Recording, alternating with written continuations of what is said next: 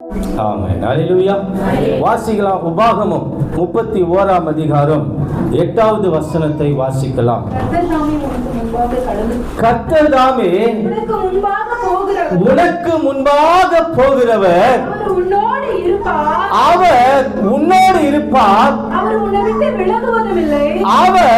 உன்னை விட்டு விலகுவதும் இல்லை, உன்னை கைவிடுவதும் இல்லை.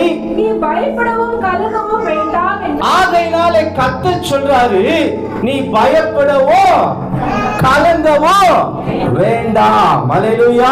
கர்த்தருக்குள் பிரியமான சீயோன் சபையாரே, கர்த்தர் தாமே உனக்கு முன்பாக போகிறவர். எத்தனை பேர் ஆமென் சொல்றீங்க? அல்லேலூயா.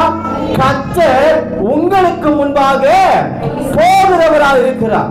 இப்ப பக்கத்துல பார்த்து சொல்லுங்க, சிஸ்டர், பிரதர், கர்த்தர் உங்களுக்கு முன்பாக போகிறவர். ஆமென்.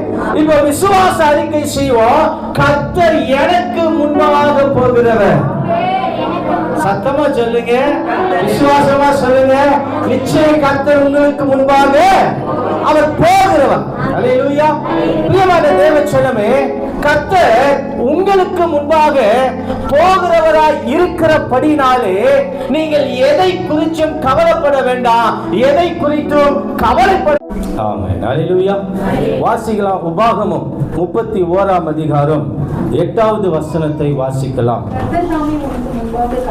கர்த்தர் தாமே உனக்கு முன்பாக போகிறவர், அவர் உன்னோடு இருப்பார், அவர் உன்னை விட்டு விலகுவதும் இல்லை, உன்னை கைவிடுவதும் இல்லை. ஆகையினாலே கர்த்தர் சொல்றாரு, நீ பயப்படவோ கலங்கவோ வேண்டாம். அல்லேலூயா. கர்த்தருக்குள் பிரியமான சீயோன் சபையாரே, கர்த்தர் தாமே உனக்கு முன்பாக போகிறவர். எத்தனை பேர் ஆமென் சொல்றீங்க? அல்லேலூயா. கர்த்தர் உங்களுக்கு முன்பாக போகிறவராக இருக்கிறார்.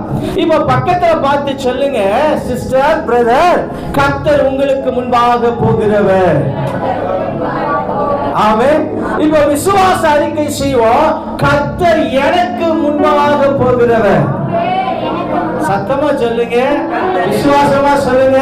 நிச்சயம் கர்த்தர் உங்களுக்கு முன்பாக அவர் போகிறவர். அல்லேலூயா.